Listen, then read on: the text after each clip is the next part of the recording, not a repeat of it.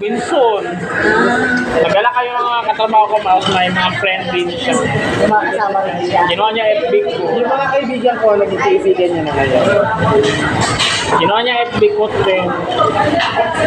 Hindi kami sa personal kami nagkakilala. Hindi. Una ko siya nakita, personal walang FB sa isa. Niyakap ko na siya. Tapos may spark.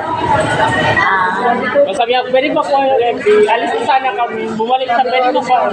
Sabi ko kaya niya, tapos niyakap ko siya. May naramdaman ko na ako, parang iba.